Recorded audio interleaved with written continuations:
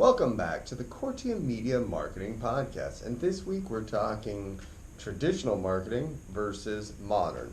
Ruben, how are we starting off? We'll start off with broadcast. So broadcast is traditional. Television and radio were traditional and are still widely used. And people can still use them. Take for like a pro of using it, and one of the pros using it, take the Super Bowl. Super Bowl is watched by millions of people. And so when you put someone there, you assume lots of people see it. One of the cons, it costs about £1 gajillion for 30 seconds. And then taking to the fact you've got Netflix and Amazon and all the streaming sites, less and less people are watching TV now. So yeah, it's just not maybe as big as it once was.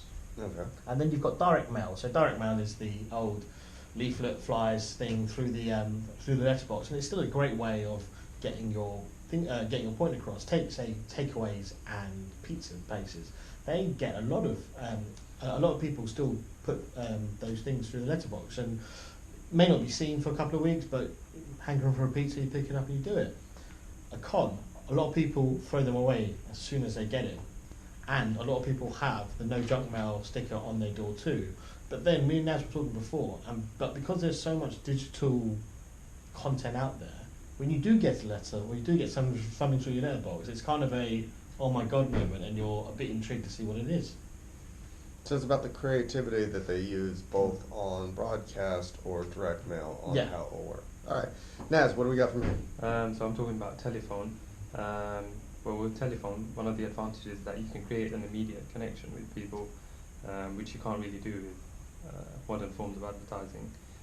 You can explain what your product is about better on the phone, because sometimes when you're reading stuff, you can't really explain it that well.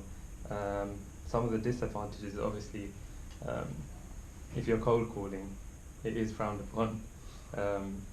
It can work, but and if it's not done properly, it can have a bad image on your company. Mm-hmm.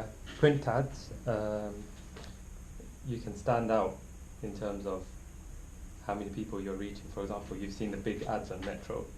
It does cost a lot, but you can show yourself to a lot of people. Mm-hmm. And you can target a specific group of people. For example, magazines like Entrepreneur, Vogue magazine. Some of the disadvantages, it can be really expensive, and unlike PPC, you won't know how many people are actually looking at your ad. You can't check the amount of clicks that are coming on your print ad. Yeah, when it comes to that kind of thing, cold calling it's not dead, because it's something that's still used across many industries, and it does work depending on if you catch somebody at the right time. Print ads, great for branding. It's great for like sales and that kind of thing, but it is kind of difficult because you never know if the right person is going to see it at the right time. So that's an interesting point. This is going to be a two-part episode, so that was your traditional, and in the next part of this episode you will find print. For those watching on video, you'll see the whole thing. Welcome back to part two of this special two-part episode of the Coretium Media Podcast. Part two, we're going to focus on new age media, pretty much everything that... The modern. Yeah, pretty much everything that millennials deal with. So, Ruben, what do you got for me?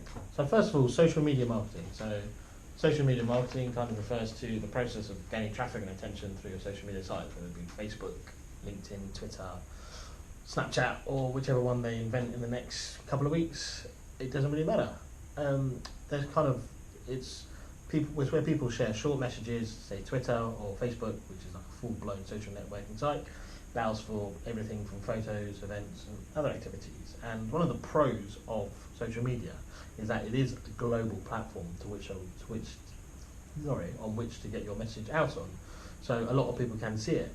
One of the cons, because it is a global platform, the message doesn't always go to the right demographic or your target market, and so sometimes it can get diluted on occasion. So there are obviously hashtags is quite a big thing in social media marketing. So obviously you have to be careful what the hashtag can say, because obviously we've seen various Hashtags being hijacked. yeah, and so it can mean something completely different. So you have to be aware of that.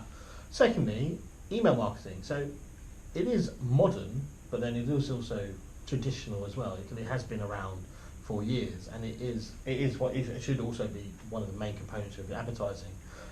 It's got quite a few pros. It's cost effective. Accumulating and maintaining a list is a lot easier. You can track. You can track in terms of who sends, who clicks, who does this, who does that. Time, it can be created in hours and reach millions of people within minutes. It's a fairly reliable source of marketing as well.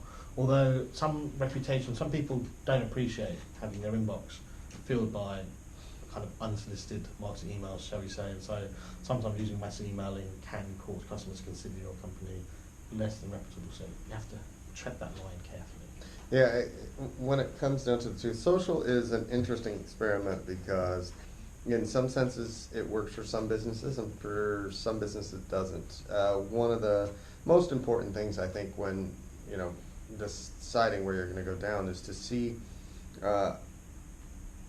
who your competition are in the marketplace and if they're having success in social or something like this, and it's to kind of not mirror what they're doing, but take your tone of voice and then work it. When it comes to email marketing, for years and years and years and years, they've said email marketing's dead, it's spam, it's this, it's that, and companies like Mailer, MailChimp, and Salesforce, HubSpot, all these companies are making billions of dollars a year. So if it's dead, I'd love to own I'd love to own a company that's dead that's making me billions of dollars a year. So email marketing is still alive and thriving.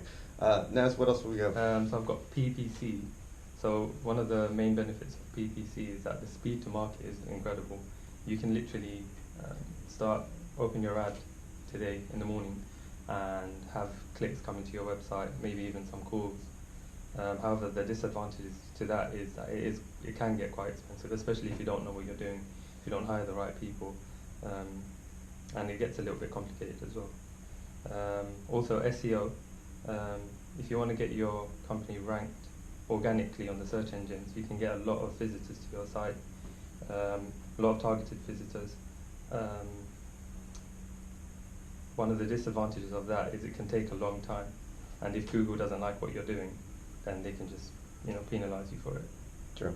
So when it comes down to whether it's old school or new school, traditional or modern, there's a lot of opportunities for you to come down with your marketing. And the best thing is to ask as many questions as possible when dealing with a marketing agency or hiring on somebody to actually do your marketing for you in-house. If you have any questions, comments, or concerns, feel free to email us at info@coretiummedia.com, or you can call at 0207 537 6602.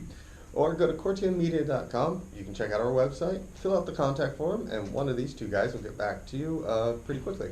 Thanks for tuning in to this week's episode of the Coretium Media Podcast, and we will see you next week. Bye.